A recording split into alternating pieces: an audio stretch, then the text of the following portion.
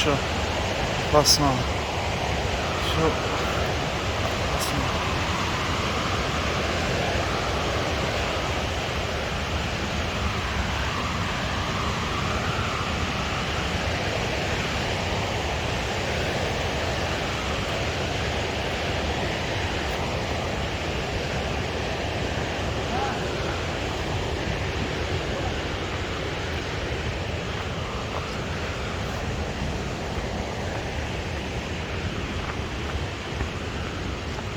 با کراسوفکی های تری هیچ کس گه نمیایسه باور که با کراسوفکی قطعی اومدیم ده نفهمیدیم تری جا را باید که میگون نمود پای افزولی چی باشه مقوعت باشه بعد اینجا بیای خیمه قطعی بگیری بیای پلاتکه انا بعد انشاءالله استراحت میکنی ده دایی باد و هوا و دایی بوی علفا باور کنی عجایبات همین خیل منظره زیبای آب شیرین جنت خدا در زمین ده باور کن انا که شما فکر کنی که با این طبیعت زیبا با این آبش با این میوه هاش با این گویم که رستنی های فایده‌ناک خوشبو ما مفتون میشیم ده جنت الله متعال چه خیل باشه وقتی ما به این دنیایی که فانی شونده های مفتون میشیم به این زیباگیش جنتی الله متعال برای بنده هاش وعده کردگی چه خیل باشه رسول خدا میفرماید که لا عین رأت نه چشم آن را دیده است ولا اذن سمعت و نه گوش او را شنیده است یعنی بهشته ولا خطر على ولا بال على خطر البشر یعنی همین خیلی باشه مضمون حدیث یعنی و انسان تصور کردن نمیتوند پریستاولیت کردن نمیتوند بهشته ده باور کنید یک عجایب فقط در این منظره های زیبا سخن سبحان الله های سبحان الله و بحمده عدد خلقه و رضاء نفسه و مداد کلماته که بلندی شوین برای الله متعال انسان دعوت میکنه به سوی فکر کردنش افلا ينظرون الى الابل کیف خلقت آیا نظر نمیکنن فکر نمیکنن اندیشه نمیکنن به سوی شتر چطور خلق کرده شده است یعنی یک مخلوق بسیار عجیب افلا ينظرون الى الابل كيف خلقت و الى السماء كيف رفعت و بسوی آسمان نظر وقتی میکنی فکر نمیکنی یک اندیشه نمیکنی که الله متعال چطور همون بالا کرده است این کوه همین بلنده آسمان ای با چند ها مراتب ها با بلنده و الى الجبال كيف نصبت بسوی کوه ها نظر نمیکند میگه بنده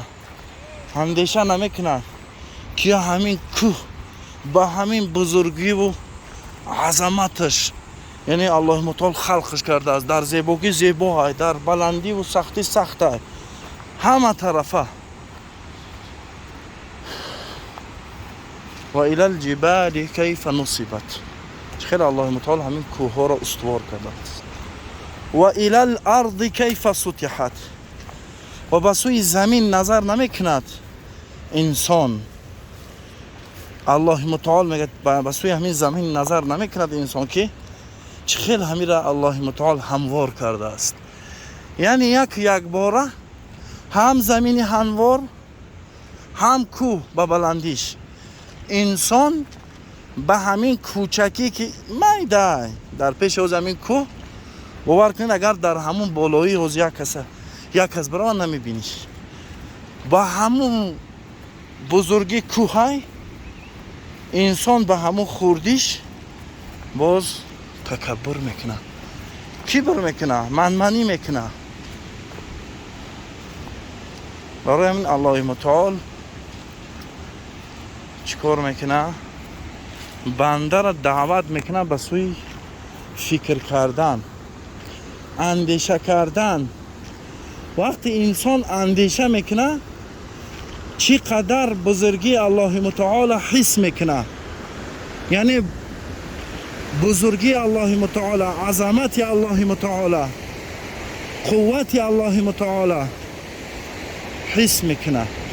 وقتی انسان فکر میکنه، یک اندیشه میکنه، بزرگی الله متعال حس میکنه.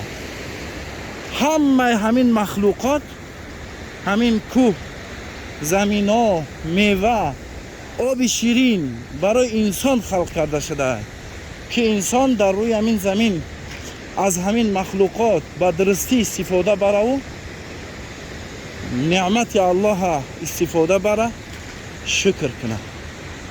یکی افسوس، صد افسوس که باز انسان چی میکنن؟ ناشکری. ان الانسان لظلوم. الله متعال انسان خودش در خودش ظلم میکنه، انسان ناشکره. ان الانسان لکفور مبین. انسان ناشکره. الله متعال برای میفرماید که این تعدوا نعمت الله لا تحصوها. اگر نعمت الله متعال بخوای حساب کردن، حسابش نمیره، حساب نعمت های الله متعال نمیره.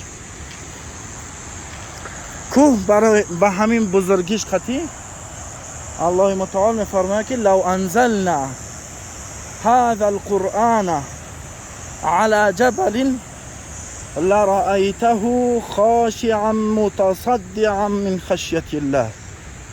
لو انزلنا، اگر ما قرآن نازل کنیم، لو انزلنا هذا القرآن، قرآن ما نازل کنیم بر همین کوه ها، ای ترسی همون بزرگی و عظمت سخن الله متعال، کوه ها در لرزه میدویند. لو انزلنا هذا القرآن على جبل لرأيته خاشعا متصدعا من خشية الله. از ترس الله متعال کوه در ترس در لرزه میدویند. یکی انسان نه، انسان ناشکر میشود. انسان اگر 100 سال در ناز و نعمت باشه، یک روز سختیش بیاید شکایت میکنه از همون سختی، فراموش میکنه که پیش از این در ناز و نعمت بود. الله متعال همه ما و شما را توفیق بندگی نصیب کنه، ما و شما را از جمله کسانی کنه که نعمت های الله متعال استفاده بریم و با شکرش ادا کنیم. یک دعا های رسول الله صلی الله علیه و سلم میفرماید اگر بنده همین دعا را ذکر کنه، شکر نعمت همون روز به جا میاره. دعا چنینه. اگر سحر باشه انسان میگه اللهم ما اصبح بی من نعمت او باحد من خلقك فمنك وحدك لا شريك لك فلك الحمد ولك الشكر. ای برو پروردگارو، در این صبح هر نعمتی که به من نازل کردی، اللهم ما اصبح بی من نعمت او باحد من خلقی، یا اینکه به سبب یگان مخلوق دیگه نازل کردی مثل به من نعمت، فمنك وحدك لا شريك لك، پس این نعمت فقط از جانب تو، شریک نداری تو. اینم خیلی برادر عزیز، های با زپیسای ما انشالله دوام دارم و در دره کلان رویم، کم کم از این نعمت ها ما به نوار میگیریم و بعد با شما روی میکنیم با همراهی بچه خاله ما. اینجا بسیار شکرچی های انشاءالله دینا چند تا شکر که گیله انشاءالله. خب انشاءالله برادر عزیز در امان خدا باشه.